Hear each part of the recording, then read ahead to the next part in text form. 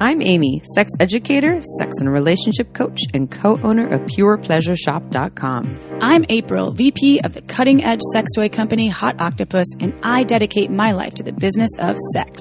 We are on a mission to teach you how to have hot sex, deep intimacy, and how to make your own rules for who you are as a sexual being. Welcome to the Shameless Sex Revolution. Want to learn more? Go to shamelesssex.com. And for 15% off of some of our favorite sex toys, use code SHAMELESSSEX at PurePleasureShop.com. You were listening to a Pleasure Podcast. For more from our sex podcast collective, visit pleasurepodcasts.com. Well, hello, everyone. Yo, everybody. Welcome to the Shameless Sex Podcast. And you listening right there. And we love you. And you. We're talking to you, though. Are you walking right down the street? We love you. Love you. Are you driving in your car? We love you. Are you vacuuming your house? We love you. Are your children screaming in the background? We love you too. And your children. We love you all.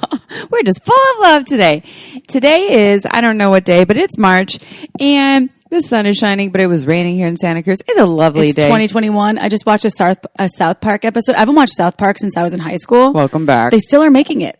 I'm not surprised. And it was there's a lot hilarious. South Park will forever survive as long as there's a lot to make fun of. And they don't have to age because they're cartoons. It's true. Cartman's still the same Cartman. Cartman's still the same I'm Cartman. only bringing that up because I thought about some of the political things that we're talking about, which we're not going to get political ever. But I was like dying laughing because it's such a weird time. And one of the scenes was 2021 is just Jill like 2020. And I just was like, well, he's right. I mean, to me, it's feeling up. I'm feeling more positive. It is about feeling up, but I was a little bit. So this podcast is sponsored by laughing. South Park. Just kidding. Yeah. It was not. Yeah. Well, we are. Yeah. And the thing about podcasts is they're evergreen. So you might be listening in 2040, and you're like, "What the hell?" That's the thing about South Park too. It's evergreen. That's also evergreen. Keeps on going. This podcast. I'm going to go with it. Is with someone that I actually took the somatica training with. It's with a lovely human named Darshana Avila, and we're talking about sex and healing after sexual trauma. Darshana is actually on my list of folks that I reference other folks to do hands-on healing work along with. She's other really cool. As well. So cool. I loved our conversation because I hadn't I met her learned before. So much. I did as well. And I say that every show almost, but this one in particular, I could have spoken with Darshana for another hour or 2 hours because when are we having you so back? much to offer. Yeah. There's plenty of things that we could talk about. And so it's a really important topic. And when we talk about healing after sexual trauma too, you will understand as we discuss this in the episode that sexual trauma is not just non-consensual acts of sexual violence. It could be from compliant sex. It can be from getting in a car accident and something happens to your bits or to you as a sexual being. So I think there's something in here that will apply to everyone. And if we live a long life, we're all going to experience something where our body changes or shuts down, and there's a lot of tools here. But before we dive in, we have a fun testimonial to share, and I want to share about my sex marathon. Remember we had that sex question the other day from someone about having an all-day sex marathon? I think you shared a little bit of this on the podcast that we just guested on. Yes, that one. Go follow your different. Follow your different with Christopher Lockhead or Lockheed. We don't remember. Yes. And I don't know when he's releasing it. And what I wanted to share about it was, we had this question about the sex marathon from a listener and how do you do, sex all day? And so my partner and I were like, let's have a day of sex where it's sex and intimacy day. And this is how we did it. And this is so shameless sex. This is like so April and I's style here. And it wasn't April, wasn't my partner. April and I were not having sex that day. I don't remember. She blacked out for that one. Damn it. Not consensual. Good thing we're having an episode on sex and trauma because that didn't happen. She's good. Energetically, maybe I was there. Energetically. She was there in spirit. So what we did is we just had spent the whole day together. We woke up together. We had some wonderful sex in the morning. It wasn't like we're having sex 3 times a day. It was just like, we're just going to see how the day goes. We had some fabulous morning sex. We like to spend as much of our day naked if it's available. We had coffee and breakfast naked. We went to a children's birthday party, not naked, and we did not have sex there. I've seen your partner's balls and cock many times. Yes, you have. Consensually and not sexually. So yes, they do spend a lot of time naked. I see naked you people. naked all the time. They're like, I'm naked. I was like, great. What's new? Thanks, very naked And people. I'm making no observations other than I love you and eye contact. And I will check out your goods too. I love checking out people's goods. Yeah. If they're naked, then and we're in some public place, I'm not going to stare at them for 20 minutes. Just start drooling. Are you in public places with naked people often? Sometimes, yeah. I like to go to. I prefer a hot spring that's a naked hot spring than a bathing suit hot spring. I don't really like wearing bathing. We're digressing and sidetracking. That's cool. from the story. Let's go to I naked. do not like wearing bathing suits in hot tubs. I don't really either. do not. And sitting Feels around weird. in a swimsuit after you've been in a hot tub is the most uncomfortable thing. Especially if you're a vulva owner, you get yeast infections easily, like myself. Completely. It's a terrible idea. I've only had one, and I don't want to revisit. Yes, we have your yeast anniversary in Yeah, our shared well. calendar. Okay, so back to your story. Oh yeah. So, anyways, so the way that we teach about sex, April and I, is this non-linear, non-goal oriented. You're not gonna have sex at this time. It must be penetrative sex. So the way my sex marathon, maybe a marathon's not the right word, but sex day, a day of Triathlon? sex. No. No, it was more like a 5K. Just kidding. It was a light Walkathon. 3.5. So anyways, I shared the morning, went to the children's birthday party. Did not have sex there. We were clothed. But then at the children's birthday Thank you for party, saying that. my partner... Thank you for clarifying that. And I'm at glad the- you added that. You could have just said a birthday party. It had to be a children's birthday party. No, 'cause that's the funny part. We're at the snack table, drinking some champagne, eating some cheese. He comes up, maybe grabs my ass a little bit. He's like, all right, let's get home. And so we leave the children's party to have some afternoon sex, afternoon anal, by the way. And then we take my dog to the vet. Wow, this was a perfect day for planning great this. day. And what happened? I forgot. Do you mind if we use that cage over there, doctor? Well, we had to drug my dog first, actually. Then we grind the dog's drugs because he has trauma. Saying drugs and grind while you're talking about sex marathon. Okay, please keep going because I'm active listening. So my dog's on some drugs so that he can get his nails trimmed because he thinks he's going to die every time he goes and will bite. He has to get muzzled anyways, even with the drugs. So we take him to the vet, and then from 5 o'clock on, then we get to just enjoy each other's company. So nothing happened at the vet. No, nothing happened at the vet. Okay. Other than my dog getting his nails trimmed And muzzled. And he got a couple shots. Not part of the too. sex story, though. No. Just and then part of the day. So then we spend the rest of the evening naked, blah, blah, blah. Were you turned on by any of the muzzle? I didn't witness it. No, I get a little anxious when he goes in there. I'm like, oh, my poor beast, my little guy. I love him so much. So anyways, long story short, the afternoon anal, I just want to share some of the toys that we tried. April's like, first of all, well, it's Saturday afternoon anal. I don't know. I mean, most people are like, I only do anal in the dark. Something nice about the sunshine and trying different sex things at different times of day. I'm into it. It's like, oh, this is different. Usually, I'm not a morning anal person, that's for sure. I love afternoon sex all the time. It's my What favorite. about afternoon anal? Many a times I've participated. Nice. High five to you. Oh, I swallowed cum for the first time too. I'll tell you about that the other day. Oh my God. Okay, let's get there in 2 seconds because I must hear about this. So, because this is the first time she's like 37 and you haven't 38. 38 and you haven't swallowed cum yet, and there's no shame in that. I'm just still baffled. It was by actually quite nice. So wait, I'm not trying to take the light. Damn it! I just thought about that because I was like, that was in the afternoon. so It exciting. was on a Saturday afternoon. Damn Okay, it. all right. So we'll get there. Okay, so what I was going to share, everyone's like, wait, I want to hear about the cum swallowing. What I was going to share was the toys that we tried. So we actually tried some prostate toys. Ooh. And we tried out the Bruno by Lelo, and that's Lelo, but it sounds like... Anyways, we tried the Bruno, and so the Bruno has an internal piece that can be used for the prostate, and then an external piece that vibrates the perineum or the taint. And also you could wash it off and use it as a G-spot toy, which we didn't try in that one run, but it has 2 motors. There's 2 powerful motors, one inside, one outside. Partner loved it. But here's what I'm really fucking excited to try. The Bruno by Lelo is awesome. The WeVibe Vector.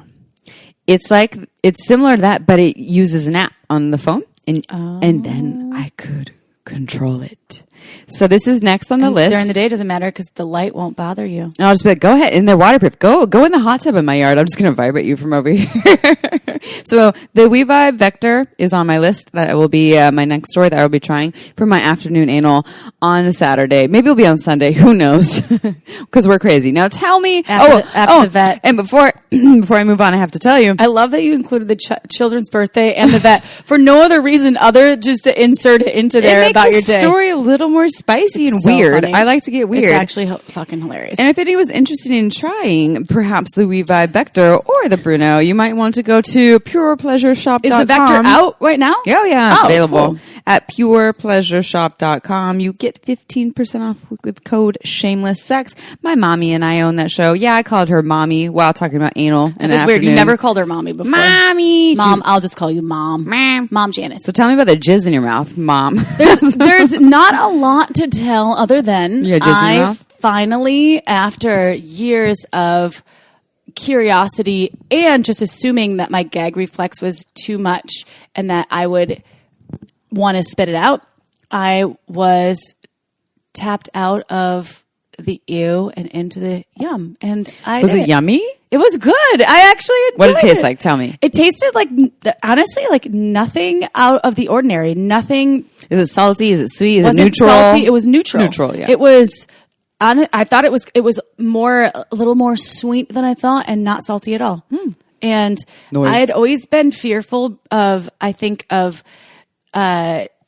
ejaculate because of my gag reflex. I have a really like brushing my teeth just for a second in the back of my throat. I'll start to be like, oh. And so you thought you were going to throw up on the diaca? Yeah. So I just never approached it. It's never been a thing where I've been resistant in a sense of with partners. I've never had to because everyone that I've been with has been pretty respectful. And, so this one was me being like, I want to do this. I want to do this. So tell me when you're going to come and I want to swallow the load. And are you going to do it again? Yes. As much as I was fearful of it, I will definitely do it again. I am proud of myself for taking the plunge into the unknown. The plunge. And that's funny because I always have hangups about myself and what I think I can do or what I'm not into.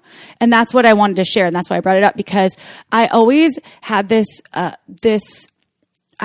label on myself that I don't do that. I don't like that. That's not for me. And I realized that it's okay if I chose that before, and wanting to redefine that in my brain is good too. And I can do that when I want to. And if I don't want to, I don't have to. That was like me with the someone making on my armpit and it feeling really pleasurable. I'm like, I don't like that. I don't like tickling. And all of a sudden it's the most pleasurable thing ever. And when we open up and try something new, we might still get a no. And when it's consensual, it's not someone forcing you. Cause I feel like every time it's been do this or they like swallow my cum. Yeah. The people that in my previous experiences that have been a little bit more difficult for me to want to do that. I didn't feel empowered. Is that a nice way of saying that they were pushy? Probably. And I think that probably is stemming from like an experience when I was 14, but really that was when it all stemmed from. And so after that, I shut myself down, that's a lot of time. Yeah. And that's trauma as we're talking about in here. Perfect and example. Trauma where I wasn't forced to do that. I chose not to, and I stepped away from it, and it was still trauma. Yeah, having someone push, and then there's the shame. What's wrong with me for not wanting this? Or I lose the love if I don't do this. And if you lived your whole life and never swallowed cum, then that's totally awesome because that's your choice and that's totally fine. I actually liked that about you. I was like, it's kind of cool that you do what you do and you never swallow cum because that was a hard boundary for you. And it's also cool when people check in with their boundaries. Like, is this really a hard boundary, or like, do I want to try this out? I checked in with the entire process of why I've been there, and I said to myself, if I don't try this just once, I'm going to die an unhappy woman forever. Well, no, but what am I going to gain or lose? So it's going to be a total consensual experience for me. And I think that's super important to take away from your sexual experiences, to push yourself sometimes into the uncomfortable. And if it's still uncomfortable, you can back away. Yeah, and if you have a hard no, honor that. Don't even push yourself. But I think we can check in with like, what's the hard no about? If the hard no is just a hard no, or if you're just getting all these reasons, then stick with it. But if it's more like, I don't know. I'm not really sure, or it's part of an image thing, or there's ways that we might be able to learn from it. I'm still not into cum in my eye. I do not want jizz in my eye ever. And I'm not shaming that. It sounds painful. And I don't want it in my hair either. I don't mind in my hair. Yeah, your hair hair's might be easier different. to manage. I have more hair in my ear. What about your nose? What about the money shot? That could be anywhere. That's on their your face. Right? But Yeah. it could go anywhere. Yeah, And but they're like putting it all over your face. are you ready for a testimonial? I just want to know what you think about the okay. April's like, What do I think about the money shot? I'm not there yet. I think the money shot is great and it's hot and I'm not ready for that either. I prefer it on my tits. I'm not a big money shot gal. No. I don't judge anyone who's into it, and I have some friends who love it. Like, I want cum all over my face. I also love when you say gal. Did I say gal? Yeah. What did you say? Gal. In I like what- when you say that. In what context? I'm not a money shot gal. Oh, did I? Yeah. I did. I like it. I like it. All right, I'm not a money shot gal. That's a girl. Yeah. No, you can say gal. I think It's a gal. That's nice. It's not really my. Yeah, it's not. If it's when I watch it in porn, doesn't really do much for me. In fact, actually, let me take that back. I don't like seeing the jizz in porn at all. Right now. I also don't like receiving later. videos of jizz even from people I'm sleeping with, or my partner. If they were to send me a video of them coming all over themselves, I'm not into it. In person, different story. But that's just me. I'll tell you, so something about my evolution of watching porn.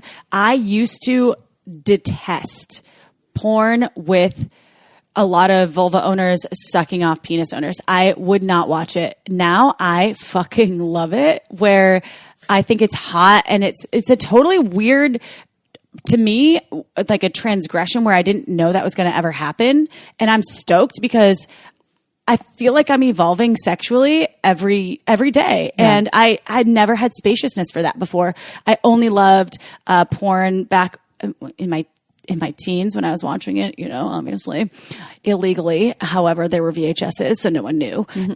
And then moving on into college and even into my 20s, I always loved cunnilingus porn.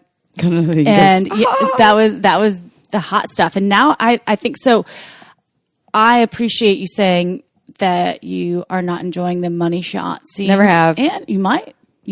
Nope. Right? Oh, I've experienced it. I'm not saying Yeah. I've never experienced it. Oh, no, I've tried it. Don't worry. I've seen it. I've tried it. Not my jam. It's just not. And it doesn't disgust me a whole bunch to experience it. It's just like really doesn't turn me on. It's just not like for someone I loved, I'm going to be like, yeah, let's try this. But it just doesn't really do much for me. But there's something about receiving the image of it that I'm like, I would rather just see a picture of your dick just being your dick and not your dick actually releasing the fluids in an image. That's just me, though. Some people are turned on by it. So, Well, that's what's great about shameless sex is that everyone can choose Yep. what they're into and what they're not. It's and true. we still don't yuck the people that are into the things. yep. So that being said, I'm sorry you received that trauma when you were 14. And Me too. I have definitely received some as well in my younger age. And I think that's also really common and is perfect for this topic. Yeah. So let's go to this testimonial, though, which is about last week's episode about cuckolding.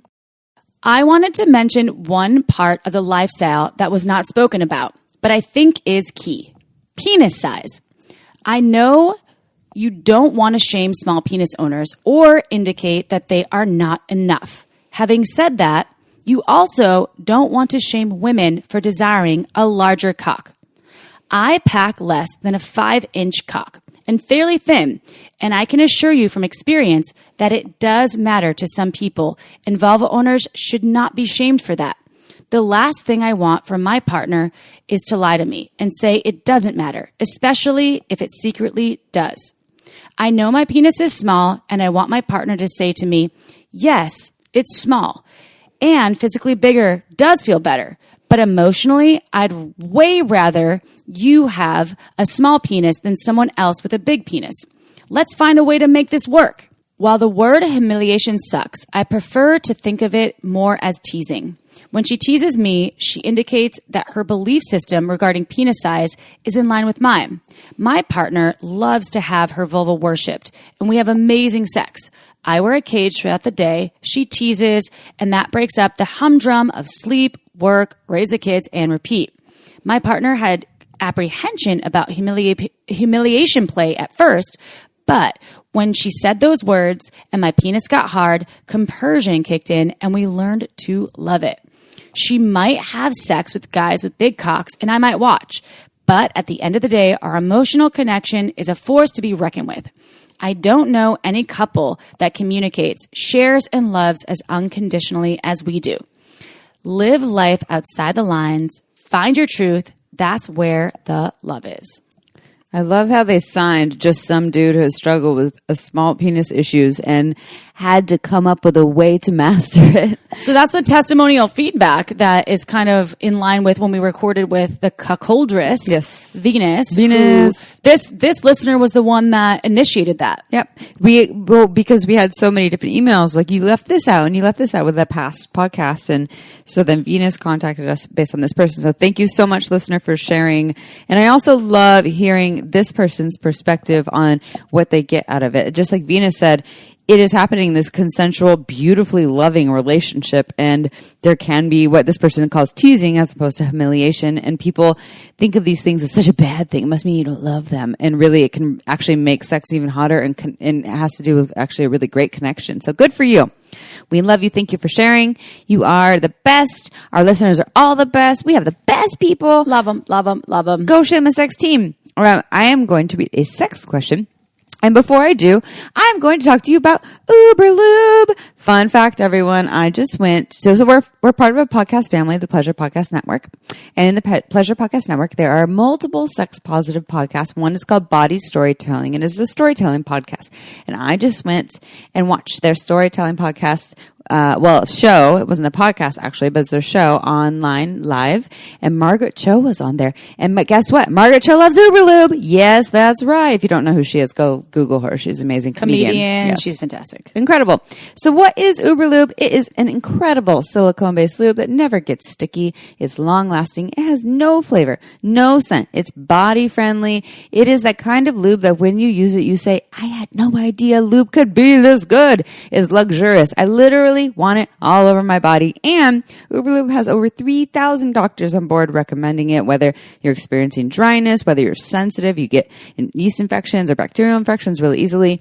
It is fabulous. I bet you that when April was doing her blowjob game, she probably used some Uber Lube because don't you like to put it in your mouth before a blowjob? I actually think it's one of the best tricks. And I've shared that with our the blow drop, the master oralist, when we've had her on the show, and she loves that too, where I'm like, just squirt a little bit in your mouth before a blow job, because I tend to get dry mouth, and it makes everything so much better. And it doesn't hurt your body. And if you want to try a bottle, you will love it. Go to uberlube.com, use code SHAMELESSSEX, and you get 10% off and free shipping.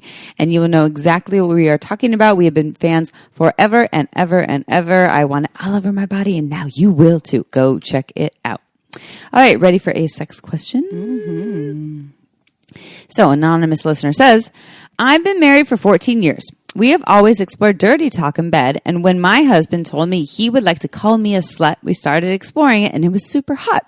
But eventually it became overwhelming, where I felt I needed to perform and really play the part.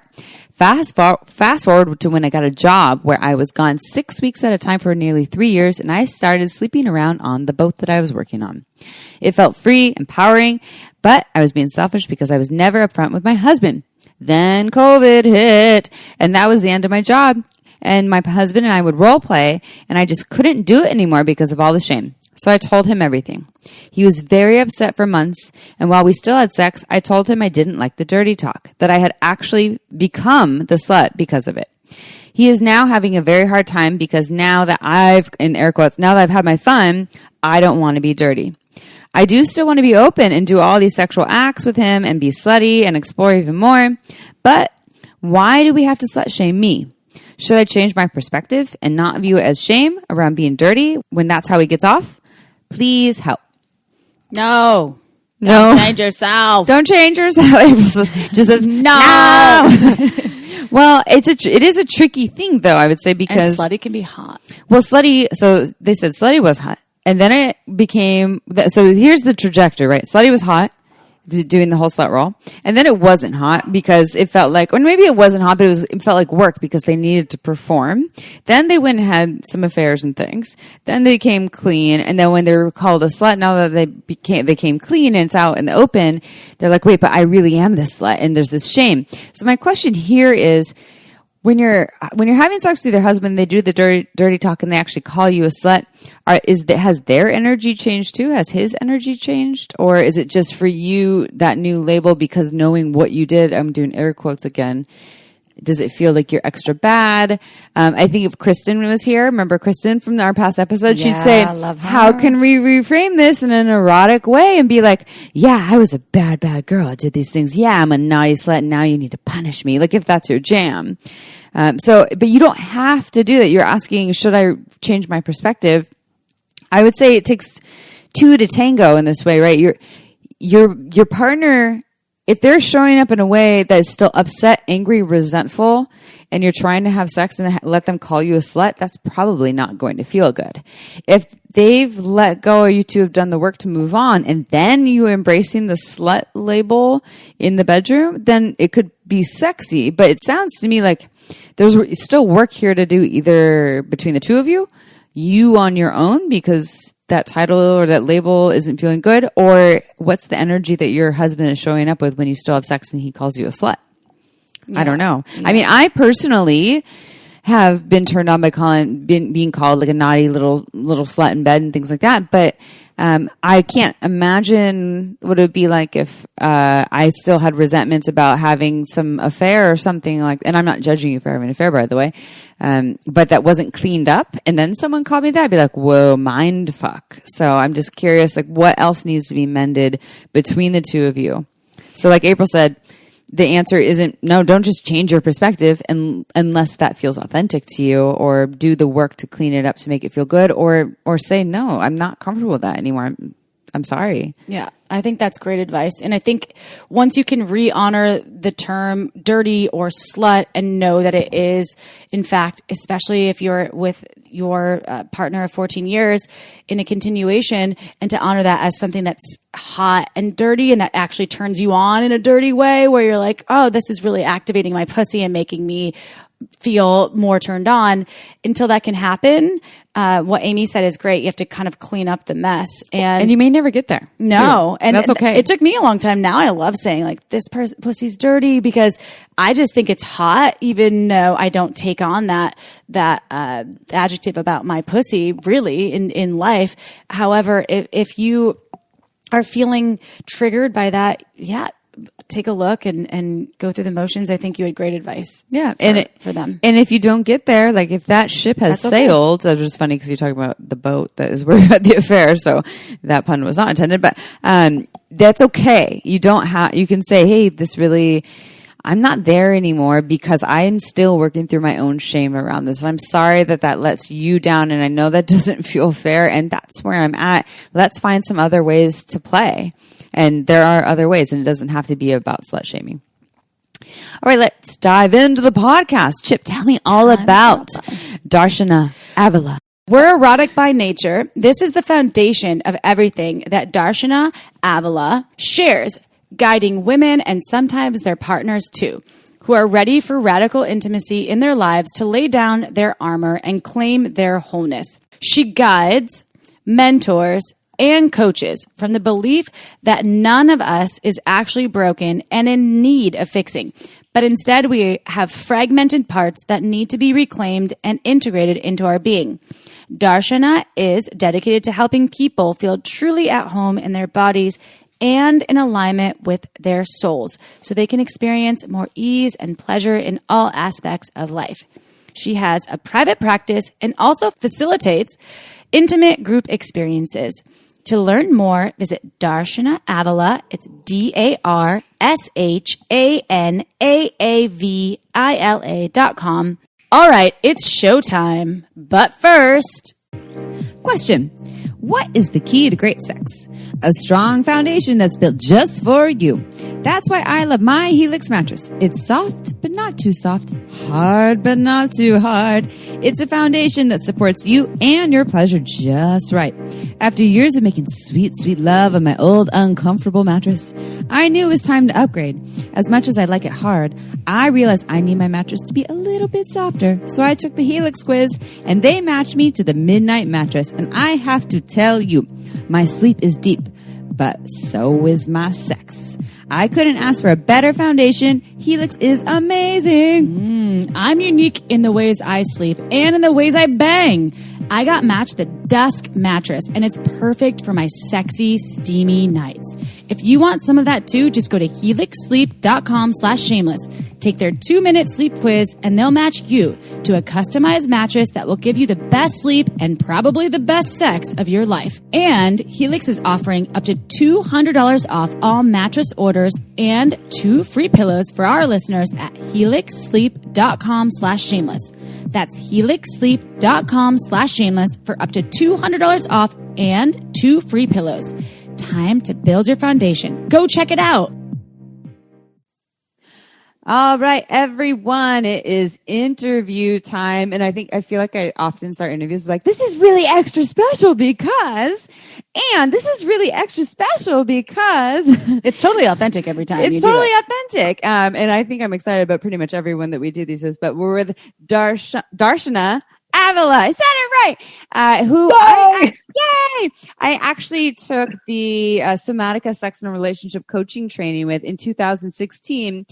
And if you are a regular listener, then you have heard the story about how Shameless Sex started was very much related to meeting Emily Morse of the Sex with Emily podcast and April and I going on her podcast and both going through breakups and April's going through divorce.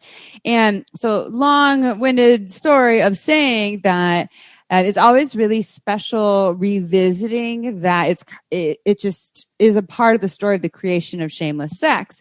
And it's always really exciting to have people that I share this training with, although we were just talking, we never actually practiced in Somatica together, because our class was it 60 people in our class? Something right? like that. We had a big class there Class. all like for a weekend seducing each other and, learning about consent and all these different things. So at any rate, let's start with the same question that we always start with. How did you get to where you are today in the field of sexuality? Okay, so we'll start with the chapter before my breakup in the Somatica time, right? Because we all seem to be going through we all had that at the same time. So that was happening too. But prior to that, I came to this, largely it was my own personal journey, which I think is probably true for many. I was married young in a monogamous, totally fidelitous relationship that seemed like it was working until it wasn't. And I got really curious about exploring my sexuality on the other side of that. And that was happening at the same time that I was also really deep on a spiritual journey in my life. And I wanted those two things to feel like they fit together because they were each so super important to me. And the reality back then was that they didn't feel connected. So I would have hot sex and I would have these deeply meaningful spiritual experiences. And somehow there was a big giant schism in between those two things.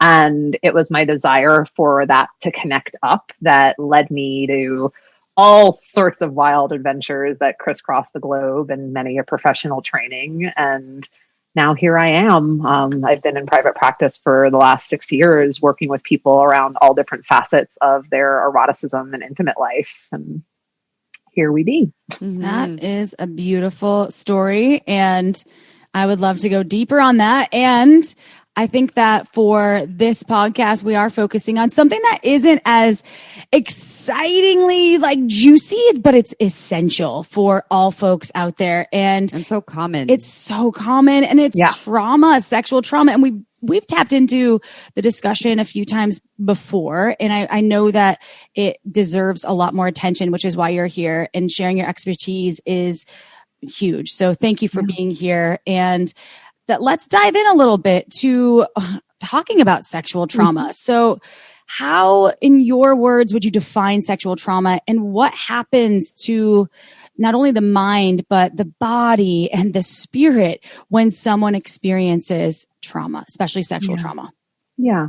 Well, and we can just start with trauma. You could put any other word in front of that, but trauma is trauma. And oftentimes a really simple way of orienting around that is something that happens too much, too fast, or too soon in our experience.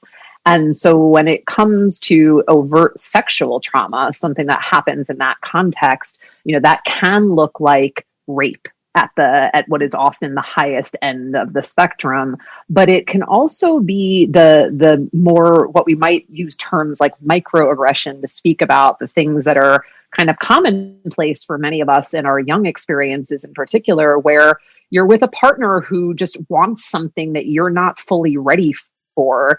And you might freeze in response to that. You might not feel like you have the power to say, or the words to be able to say, hey, that's not okay. I don't want to do that right now. And that's where trauma begins in a moment such as that. I mean, there are many places I guess it could begin, but that's perhaps one of the most common ones. I work with a lot of people who have sexual trauma in their history. And I would say, at least in my practice, which is not necessarily indicative of the whole wide world, but I deal with far fewer clients coming in with the bigger experiences like abuse or rape or things that were really violent in nature, and far more people, the trauma that they're coming in with, they don't even necessarily want to claim it as a trauma. It's not something they even associate fully with that word, because it's like, well, I knew the person, I loved them, they were my partner, I know they meant well, and yet it still lives in the body as trauma. And you asked about like, what does that do to our bodies, to our spirit, to our minds? And it's important to acknowledge that it does impact on all of those levels. The lens that I work through, which is a somatic lens, definitely centers on the experience of the body, like that trauma lives in our tissues. And that one way to kind of get an idea of what it is like is the trauma freezes us in a moment in time. So there's something that didn't get to complete in our experience. In the instance of like a scenario like I just described, where maybe you're with a partner who just wants to do more than you're a yes to, the thing that didn't get to complete might be finding your voice and saying, hey, I don't want that, I'm not ready. And so the way that we work with things now, if you're coming in and doing it from a somatic lens, would be to learn like what it is that your body is really needing, and to create an experience where you get to have that completion, which alleviates tension in the body and can definitely free up a lot on that level of things. But it's an incredible liberation for your heart, for your mind, for your spirit, which are all bound up in that tension pattern, that kind of moment in time that gets locked in. And to your question about like, what does it do, though, I'm talking about what can happen once we work with it. But backing up a step, it is a way that we can become, I keep using this term because it's what often is the response, is the freeze. Another way that it shows up is that we fight against, we resist, we close off, we don't allow certain experiences in.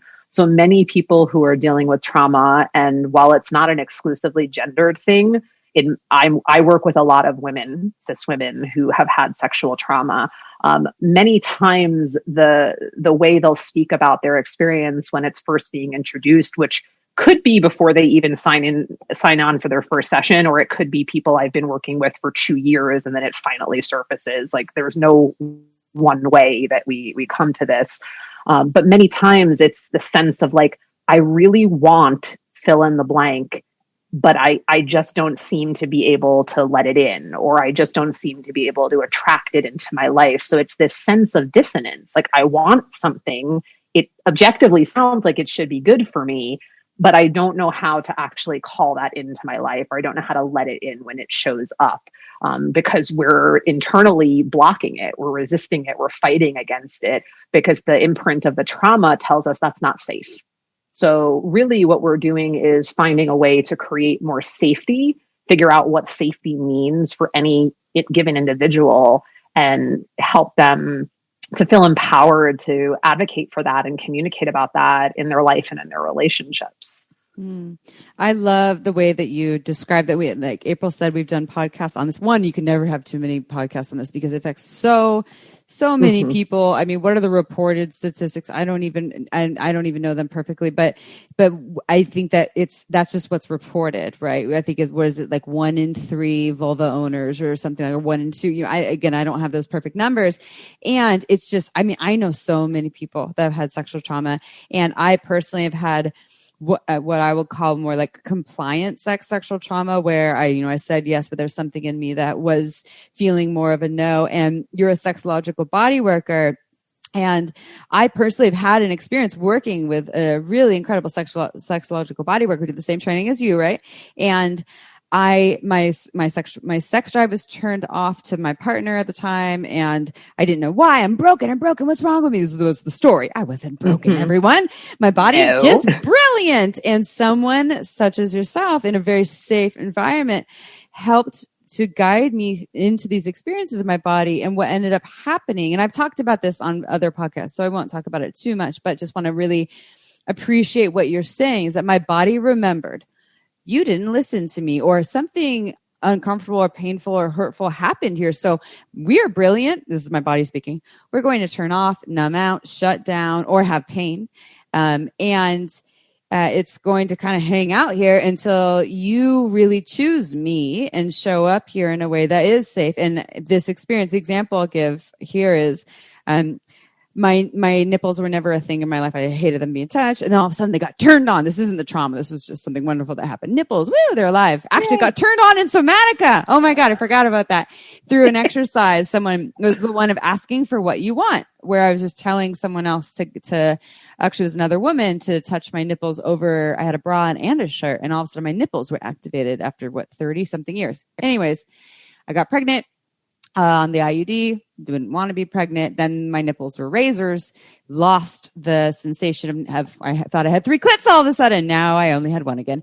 And then had a lot of trauma with a partner and for a couple of years, and then finally worked on it. And what happened was in the sexological bodywork session, I felt so safe. I was in the lead. The person that was, and I'm sure this is the work that you do, they created this environment where I was the one who got to call all the shots, and I didn't have to do anything for them. It was all about me. And there was something where they were touching my breast upon my request.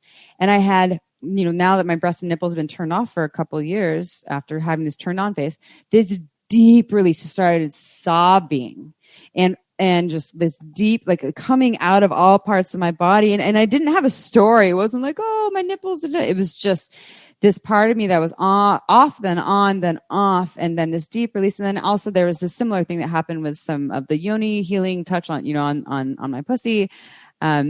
So, and which, well, you can, I'm sure you have plenty to say on that. And I will tie this to my next question, is about how this was linked to sex and intimacy and my relationships, right? The body is brilliant. The mind and spirit also gets affected. And then it shows up in relationship, whether it's just with ourselves or with other partners, and with sex and with intimacy and with all touch. So this is going to be a 2-part question. I guess maybe you probably have a lot to share on what I just said, but also how does it show up in sex, intimacy, and relationships? Mm-hmm. Yeah. Well, you just shared like such a beautiful anecdote. And even if it's been shared many a time on your podcast, like great that that's coming into the conversation here, because it's very representative of maybe some of the particular change, but the general theme is what many of us experience. And it's something, something's going on in our body that is hugely innately wise. Like this idea of any of us being broken is one that I am a strong no to. I don't ascribe to that. I believe that what our work is, and this is what my work is about, is helping people to pick up the pieces that might have gotten fragmented or scattered around, which is not the same as saying there's a brokenness. It's just parts of ourselves will turn off when they don't feel safe. And so the turn off might look like I have no sensation in my nipples. Some of us just don't have sensation in our nipples. So I don't want somebody listening to be like, holy shit, that means I'm traumatized because my nipples are at like a hot spot. That's not what I'm saying. But it's more that if we know on some deeply embodied level that there is a dissonance, that there's a lack of safety, that our boundaries and our needs are not going to be respected, we will take measures to protect ourselves. And this is something that we start doing straight out of the gate. We come out of the womb and we're operating in this way. These are defense structures. They're there for a reason. It's wise and wonderful. That being said, we also live in a culture and in a time that doesn't have a tremendous amount of understanding, let alone compassion or empathy for this. And so we pathologize.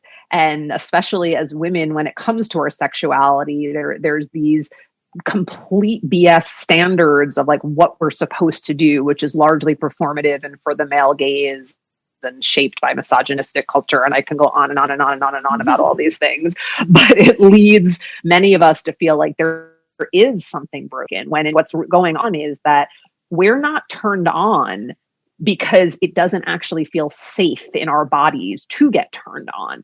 And I also want to say, because you asked like how this might show up in relationship, this is very likely, I mean, it's not the only way, but it might have nothing to do with your current partner or lovers. Like it might have absolutely zero to do with them, but your body is not really drawing that distinction. Your mind might be able to, and that might actually create more confusion, because in your mind, you might be like, well, I love this person, or I like this person a lot, and I know I'm safe with them, and yet my pussy is still not wanting to open up, and I'm clenched with pain or like a degree of dryness that is uncomfortable, or whatever the physical manifestation is. And it's because there's a big piece of connection that needs to happen between what your mind intellectually knows in a situation such as that, and having an embodied experience like what you described, Amy, from your sexological bodywork session, where you actually get to have, and maybe it was one session, maybe it was multiple, I don't know, but for many people, this can take some time to slowly, very slowly begin to tend the relationship with self. Ultimately, our trauma healing, it's an interesting thing. It's very much a personal journey that we can't necessarily do alone. So, but what I mean by that is there needs to be guidance, there needs to be support, and that can, in certain regards, come through partnership.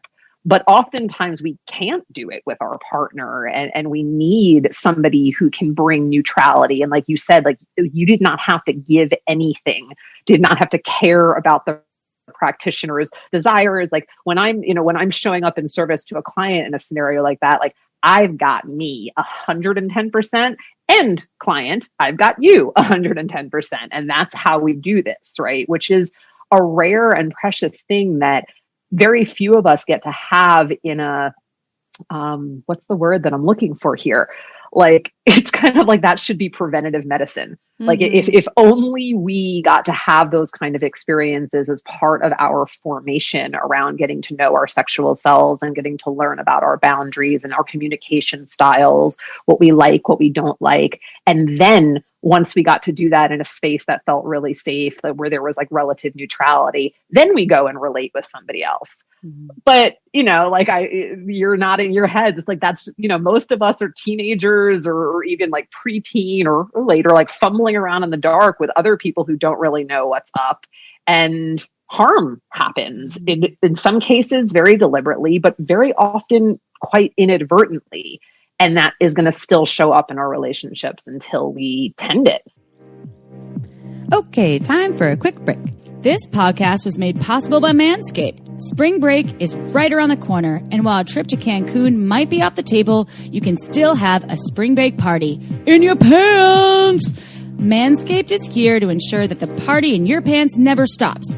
And for everyone preparing for a sexy pants party this spring break, we have an exclusive 20% offer with code SHAMELESS at manscaped.com. Manscaped is dedicated to helping you level up your full body grooming game with the Perfect Package 3.0 kit.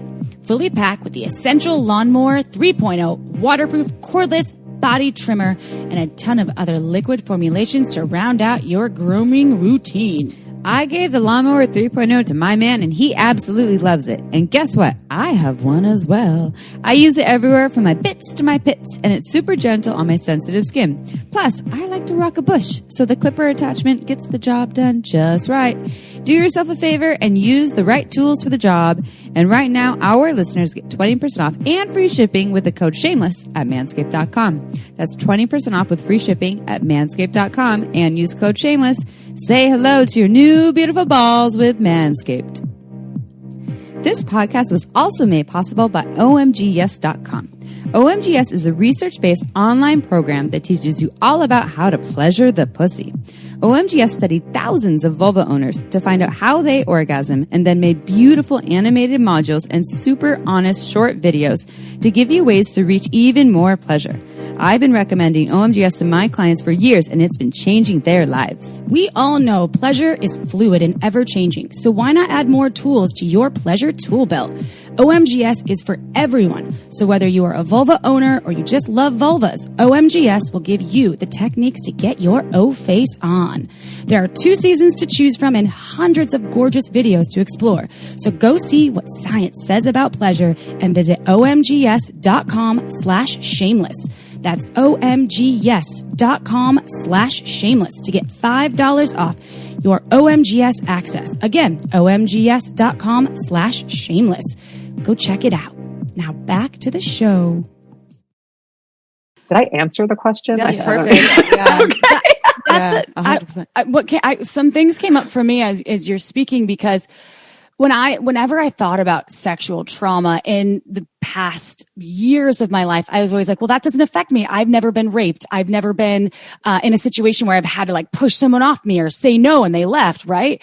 And then I realized that, and maybe some of the listeners are like, well, I don't know if I've experienced sexual trauma because X, Y, and Z. Maybe they have some of the same feelings or the ideas that I had of surrounding trauma. And I think you've done a good job of, when it's the things that happen sometimes in the dark or in the light, where they just didn't feel good. They didn't feel to you right for that moment, right? And so I think some things that came up for me when I've just compliantly let someone finger me when I was 15 and just to like get it over with, or that is trauma. And that's something that your body does remember.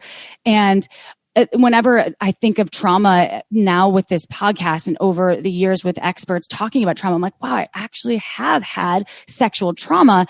And so that's where it's important that it really does. Even if you could be in a 25-year relationship with someone and maybe at some point you didn't want to have sex when they did and you gave in, or there are so many different scenarios. And that's why this is such a hugely, it's not even an issue that it's not a minuscule thing. It's macro important and a huge scale. And so for all of the folks out there that are thinking, well, I don't think sexual trauma has ever been a part of my existence or my experience in the world of pleasure or sex, it may have been. And maybe your body's holding on to that, remembering that, which is where the question comes into play. So the ways that folks out there that they can heal, right? We can heal from traumas that we've experienced. So can we talk about tools that, depending on, there's no hierarchy of trauma, right? Of course, some are more severe and violent and some are less, in your fascia of your maybe you're not remembering them as well. But what are some ways folks can begin to heal and work on their sexual traumas? Mm-hmm. Yeah, it's a great question. And kind of bringing this to where we started at the beginning of the conversation when I spoke about too much, too fast, too soon, the place where we want to begin is in the opposite end of the spectrum of that. So we want to slow down, move at a really gentle pace, get to know like, okay, what would be just the right amount coming at you at maybe even a little bit slower of a pace than you think you want. And so it's really about, if you imagine it as a pendulum swinging between that extreme of too much, too fast, too soon, and then in the beginning of working with the trauma, we actually want to come to the opposite end of the pendulum swing and hang out in a really gentle and safe space. And eventually, just the way a pendulum moves, what we're going to want is finding our way to a sweet spot in the center where there can be a certain amount of activation and charge in this case, when we're talking about sexual trauma, a lot of the bind that people get into is that arousal is the trigger. So your body is shutting down a sense of being aroused, especially if there was a coupling between arousal and a non-consensual or violent act. There can be a lot of confusion for people. Oh my so goodness. confusing. Yeah. So confusing. It can be very shame-inducing. It's complicated. And so what will happen, not on a conscious level, but is like we shut down our arousal. And so when you talk about like, well, why am I not like turned on and hot for my partner who I otherwise think is awesome and I'd like to be screwing them, but I don't seem to want to, like my body's just not a yes to that. Well, it's because that mechanism in you has been associated with something that was violating. And so we have to create an embodied experience little by little. So when you ask, like, what do we do? This is where it's valuable to have guidance. This is, even though it's the Shameless podcast, not necessarily even a shameless plug for me, and there are me and bajillions of other people out there, somatic practitioners in particular. It's somatic experiencing and neuroaffective touch are two of the trauma modalities that I incorporate in my work. And so there are folks out there who will create a container like the one that Amy described stepping into in her session, where it's like where you get to have that pendulated experience, that we slow it down and go like incrementally. What is it like to move toward that charge? In this case, it might be arousal. And what are the resources that we get to bring in along the way that help you to maintain a sense of centeredness and groundedness and not go into whatever your trauma response is, the freeze, the fight. There's also fawn, which I want to speak about, and both of you kind of have in a certain regard when you talk about the compliant sex. Fawning is like, it's like one of the newer, we've got fight, flight, freeze that are more commonly understood and known by most people. It's like, I'm going to run away, I'm going to fight you, or I'm going to just stay frozen in place. There's also the fawn response, which comes up a lot in these, what you might call little t traumas that occur when it's an otherwise consensual experience, and there's an aspect of it that didn't feel right. And we go along with someone. Another word for fawn is appease. We do what we think we need to do to make somebody else happy at the risk or as an overriding of what we actually want, are available for, can handle. And so there's a big piece of the work of like the what you do, which is also getting to know like what your genuine desires are. And bound up in your desires are your boundaries. Like, I'm a yes to this, I'm a no to that. I would like this up until this point, but no further. And this is, these are dynamics of consent-based communication that are so hugely valuable. I mean, there's nobody out there who would not benefit from being steeped in consent culture. And as I'm sure you certainly, and many listening know, like that has not been a mainstream norm. And so those of us who are dedicated to taking the shame out of sex and to talking about these kinds of things, like this is a big part of what the healing looks like. It's like you get to know your authentic desires, you get to know where your yes and your no lie. And then as it in regards to remediating the trauma, it's really about finding a pacing that works for you. All of that combined helps you as an individual to learn more about what you need to feel safe. And that's really what it's down to. It's like, okay, like right now, even though we're recording this and we're on a screen with each other, it's like I could back myself up. And one way that we might work with boundary would be like, how close do you actually want me? Like how much of your space is it okay for me to come into is a practice that can be a really fun and simple one to play with. And it's interesting, right? Especially in partnership, we tend to just let people into our space like blindly, just be like, yeah, okay, you're my person, you're supposed to be in there.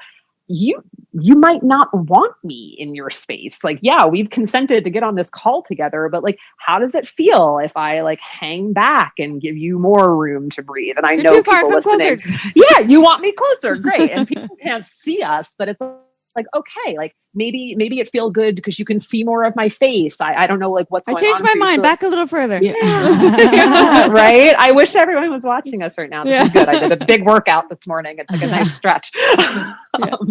But you know, it's like, these are it's not, to your question, April, like I think a lot of people feel that they're like, to work with trauma has to be this incredibly complicated thing. And it actually isn't. It doesn't mean it's easy, but it is a fairly simple process. Like, it's not rocket science. We're creating nurturing. We're bringing in resource. We're learning about pacing and timing and basic communication skills that would allow, like I said, for a completion of an experience that didn't get to complete way back when, at the time of the trauma. And then we're also creating within ourselves and our relationships, it's like a new culture of how we relate in ways that won't re-traumatize. Like, that's a big part of it. I want to touch on one thing that I'm just curious. So folks that don't know the specific point of where their trauma occurred, right? It wasn't something that was pinpointed. It happened on this day. I remember it, right? Yep. It's something that is a little bit, maybe more fluid, or it's happened at several times. So they can't really, again, pinpoint. So if that comes up, is it what I'm hearing from you? It's more listening to your body in terms of when those things where you're feeling the shutdown, or you're feeling, hey, I want to get to this point and I'm just not able to, or it's not feeling good and I don't want to push myself. So and what I'm taking away from it, which I think is beautiful, is that feeling into that and going slower, and then getting some sort of professional help if you're unaware of when that's happening, identifying when it is, and then moving through that with I guess a professional. And if you don't have access to a professional physically, which a lot of people don't, you can access someone via a video, and it's going to be important to write that stuff down, I'm assuming, because you want to kind of go back. So is that accurate? And then is there something else that I'm missing? Because I feel like I want to get the whole picture, because I want to go back and heal some of my own. Yeah. This is not a selfish question. No, that's why. No, I think other people are probably also all wondering. of us are wondering. Yeah. It's selfish and selfless at once. Yeah, it's totally. a fabulous question. And April, what you just said about, like, for the many, many people out there who won't be able to say, oh yeah, it was this date and this incident, because that's actually the more common thing. Is that there's this kind of inexplicable, like, I don't actually know why this is an issue, but it is an issue. So we're working in the present when we work with trauma, impacting something that happened in the past. That's what's kind of interesting about it. Like, it's time does trippy quantum things when we're in the body, because there's the way in which that freeze in time locked a past experience in and keeps bringing it into our present moment. So rather than us needing to backtrack to some specific incident, we're working with what's going on right here and now in the body, because it's still alive in the body. So yes, to your point, like, it is very much about, what am I feeling now? What's showing up here and now? Rarely, unless a client truly knows, unless somebody I'm working with, like, truly knows, like, oh yeah, this is what happened. I was raped, or I was abused by my uncle, and it went on between the ages of 7 and 9. Like, there are people who come in and they have that information, but more often than not, that information isn't there.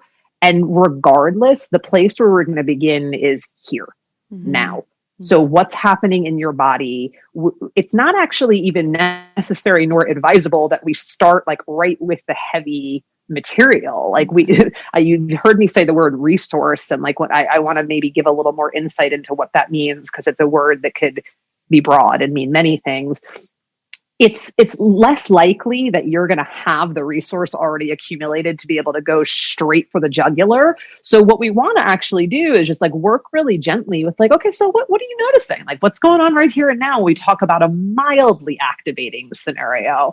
And we build up your capacity, like your tolerance, if you will, to be with the charge while also bringing in things that can support you, like learning how to breathe in a particular way, learning how to notice your body in relationship to the seat that you're in or the ground that you're standing on. There are other tools that I bring in that are more visualization and imagery oriented, to help people really feel like they're not so alone. And because I do touch-based work, at least more in non-COVID times, but touch-based work, the resource might be, I'll hold your hand if that's what you want. Or, can I just lay a hand on the back of your heart and you feel into that as a resource like that you can connect and breathe into, right? So there's all these very simple and subtle ways that you can be bolstered and supported in actually moving toward that charge. And I know part of your question was speaking to, and how do people get the guidance that they need? And it's true, in a perfect world, I would like everybody to have access to all of the professional care that they might ever desire, including somatic practitioners. And that isn't going to be everyone's reality. But in the realm of somatic experiencing, there is a lot of information out there. So many incredible practitioners who make a lot of content available. There are books and books and books by Peter Levine, who's the founder of somatic experiencing. There are many other trauma experts and people coming in all the time to help us along these journeys. So I just want to say to everybody that's listening, like whether or not working with a practitioner feels like accessible or affordable to you, like if you are drawn to what we're talking about here, like there are ways to get supported at every price point. Yeah. It's available to some degree, and also a podcast, right? This is free content for people to be able to listen to, at least to get an idea and things that they can do. And just again, speaking from one of my tools that I use when I realized I had and it wasn't just with this one part, like I realized a lifetime of a lot of compliant sex. One thing that I did was I talked to my pussy and I was like, I've just been disregarding you, and I'm not going to do it perfectly, but I'm going to commit to doing it much better and starting to listen to you. And it hasn't been perfect. I've been overriding myself off and on sometimes here and there. And then I catch it and I have another conversation there. And there's little bits and pieces that we can do. And when we work with someone else, that there's just, again, that safety that they can help to create for us, such as yourself. And also there's such incredible mirrors for ourselves, and they show us things that we have a hard time seeing ourselves. I mean, totally. Whether it's me working with a therapist, with a somatic, body worker or a massage therapist, I can't see a lot of the things that are there helping to show me. And so to the listeners, I know some people just can't afford to see someone, and I wish that we had a better way to deal with that. Some people are terrified, though. They're great resistance to it, and whether it's you've had traumatic, because some people have trauma from therapists or from body workers, that exists. I know people that have had terrible experiences with different things. So here's my advice too. And I have one other question before we actually figure out how they can work with you, but really interview people and do your research and vibe them out, because our energies deserve to be aligned with other energies that work with us, but also don't just trust someone because they're like, oh yeah, no, I touch bodies for a living, I'm really good at it, right? Because your body is very, very precious and very impressionable, and so I think it takes really, obviously, from hearing you speak, Darshana, I said it right, yes. I can just tell, I can hear so much integrity, so much care and knowledge, like years upon years of one personal experience, but also your education, which we're going to talk about in a second. But first, a question that we have been asked many times from people who have had sexual trauma is, how do I talk to my partners about it? Whether it's, a new partner, maybe I've been with them for years, I've never told them that I have sexual trauma. How do I, one, even say I have this trauma? And two, how do I, what are some ways I can even express what I need from this person? Yeah. Oh my gosh, you just said so much good stuff. I'm long-winded. You and me both. Yeah, good. I before I answer your question, I want to just add a little like oomph and highlighting and emphasis to what you said before that, around that we're talking about practitioner, go get a practitioner. And then there's the reality that people get traumatized by their practitioners. They're especially there's a lot in the sexuality field and even in certain types of body work that there's just not oversight. There's certainly not a lot of regulation. Not that I'm necessarily saying those are the best thing, but there's not quality control, right? And so I don't want to be up here on a soapbox saying that going to see a practitioner is like the be all end all for everyone. And I also think that you're naming something really important, which is that some people experience harm in those containers. And that's very valid. Any practitioner worth their salt is going to be open to having a conversation with you. And my personal way, I mean, I even have this as a statement on my website, largely in base of identity politics. Like, I'm a cis white woman. I'm not going to be everybody's cup of tea to work with. I'm not going to be the best person for you necessarily. And so I think it's incredibly important that if we are going to seek support, that we give ourselves permission, to take a lot of time in that process if we need it, and to do your research, to also get recommendations from people you trust, to ask around, to talk to some different practitioners. Like, it's a really necessary practice. You don't just go rushing into this work with anybody. You need to feel rapport and synergy with them. So that is super important. And I just wanted to jump on that bandwagon with you, Amy, because you're speaking to something necessary. And one other thing that just to throw that in there too,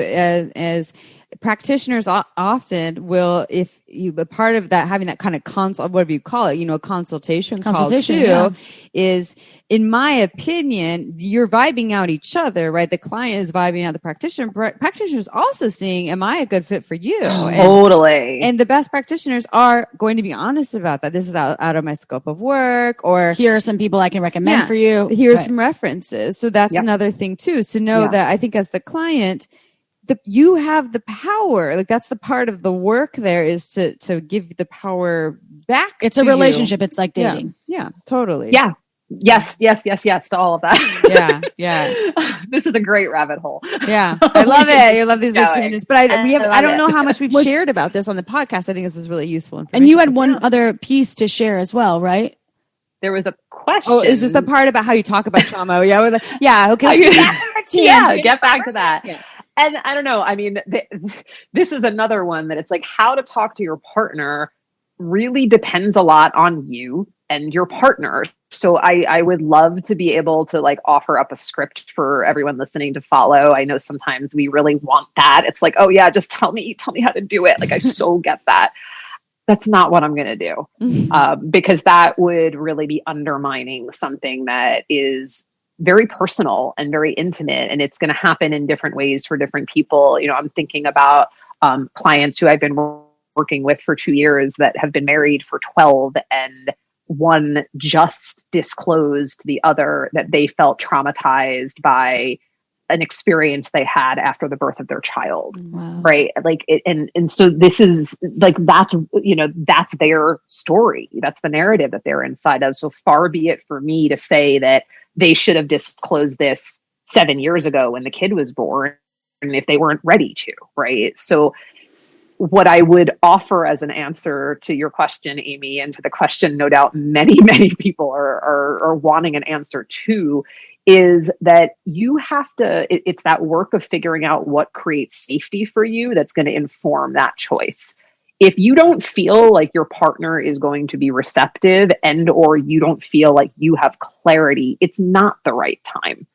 So all the right words like are not going to change that situation. That being said, if you come to a place in your own journey where you've been doing your work, whether that's, with a practitioner or your own personal experience, whatever it's been, and you do feel like you can articulate to a trustworthy partner, you would want to create an opportunity for that conversation that has as much resource and neutrality as possible.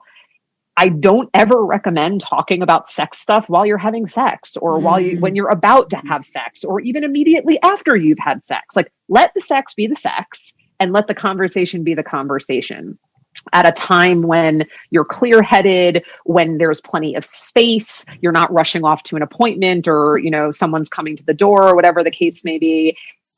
And go slow, which is a theme in trauma work. Like, just be like, hey, like, I've been starting to, you know, piece some things together for myself. And I'm realizing that and this is if you don't necessarily have it tied to a particular experience, right? Like, you might say, like, I think that there's some trauma in my body that's showing up in our sexuality, and I don't fully know what it's about, but I really want to. And part of that process for me is going to be sharing with you as my person about that. And I'm going to probably need to change some things. And, you know, like, this is me riffing in very general ways, and it's going to be different for everyone based upon their particulars. But again, like, the theme of safety and slowness, they come up over and over again in everything that has to do with how we would work with our trauma. So it's going to be no different when talking to a partner about it. Yeah. We've only scratched the surface too. I wish we had Totally. hours and hours and hours. However, most folks out there, if they're ADD like me, about after an hour, I'm like, okay, I need to go for part 2, which brings me to, you don't need part 2. You can actually reach out to Darshana or folks that have the ability to help you heal your sexual trauma. So first and foremost, thank you though. Thank you for all of this beautiful wisdom that you're sharing, because it's essential for, I think most folks listening out there can feel the need to address maybe and heal some of the things that have been pieces of trauma in their lives, whether how severe or maybe unrealized, or your penis owner or vulva owner or all kinds whatever of bits. kind of genitals you own. Yeah. And I started to think, I'm like, did I ever traumatize my dog? Aww. Maybe. Oh no. I did earlier when I did the little beeper earlier. Yeah, you beeped it. Anyways. Anyway, so how can people work with you, Darshana, and find you on all of the channels that you are on? Awesome. Well, the easiest place to go and find me is at my website, which is my name, darshanaavila.com. And you can find information about my sessions for one-on-one work. I do a monthly circle on or near the full moon for vulva owners, where it's basically a circle jerk for those who are into that sort of thing, but done in a very beautiful way with an astrology reading and a gorgeous erotic self-touch exploration. So I use all those terms in tandem, because orient toward it how you like. And I guide primarily women and couples is the work that I do in my private practice. And so if you identify as that, if you are a cis woman, if you are in partnership, regardless of the genders or orientations of your partner, and you're wanting to do the deep diving work into exploring your eroticism and really claiming your wholeness, which is what I focus on with people, reach out. And the other place you asked the where is on Instagram, and erotic wholeness is my handle, and they haven't shut me down yet. So hopefully, we got shut down 3 times and came back, but we're still there. And you do online work, you do some in-person work, but you have some sort of workshopy thing that doesn't have a name, but it's coming. I know. That's actually going to be like, I think right around when the podcast comes out. So if you're listening to this in like March of 2021, the back half of March, yes, there is a deep diving journey specifically for yoni bearers, for vulva bearers, that is woman, wise, wild, and whole. And it's basically the culmination of like everything I'm into and all of my experiences and all the work I've been doing in private practice with clients for the last 6 years, rolled into a really deep diving, gorgeous 6-month journey. And I'm super excited about it. I feel like I'm about to have a baby. So yeah, I would be delighted. And I will put in a little note about the online thing, is that right now, because we're in COVID times, I'm not a therapist, which is a good thing for all of you, because I can work with people anywhere. Global. So there's not any licensing restrictions on that. So wherever you are, reach out. Wherever you are, you can reach Darshana. And remember, obviously, Darshana is not a common name. If you want to go and click the links on our website to access all of her offerings, you can, but it is Darshana. So you know. And I just want to curl up with a book and a glass of wine listening to you speak, because you are such a lovely speaker. Your voice is very healing to me in my ears. And if I had a wine choice while I curl up and listen to Darshana speak, I would choose some Margins wine. Yes, you would. Why? Because it's yummy. It's boutique made by a marvelous woman named Megan Bell in Santa Cruz, taking really undeveloped varietals of grapes, meaning they're not really well known. They're not like the blown out Chardonnays, which you see, or they're really beautiful varietals like, what's your favorite, Amy? Sangiovese. I love the Sangiovese, and I also love the Muscat Blanc. Muscat Blanc. So if you want to know why Amy and I have been huge fans of Margins wine, it's probably close to 3+ years now. Go to marginswine.com. She does only 2 releases a year. It's still affordable. Shipping to most states. You can save 10%. If you buy 3 or more bottles, you just use code shamelesssex10 at checkout on marginswine.com. Or if you buy 6 or more bottles, go big or go home. You can save 15% by entering code shamelesssex15. Thank you, Megan Bell. I know you listen. Mwah, we love you. And Darshana, thank you. Darshana. Darshana. I want to make some raps up about your name because it's so That's what we're doing next beautiful. after this. We are. Actually. We're making up some raps. Oh my God. If Send them to me. Yes. Send them to me. I would say if anyone's listening, you should go check out our TikTok. We're just starting. Amy she never shoulds, and she just shoulded you. should. And I'm going to should you while we're on the should train. Go ahead, go to iTunes, y'all, and review Shameless Sex. Give us 5 stars. We read every single review. We're at like 1,500. Haters gonna hate, but our listeners that love us, we love you right back so much. And we even love the 1-star ones, but not as much as we love the 5 stars. So go ahead, help more people find Shameless Sex. And we love you all. We'll see you next Tuesday. Ciao for now. Want to learn more? Go to shamelesssex.com. And for 15% off of some of our favorite sex toys, use code shamelesssex at purepleasureshop.com.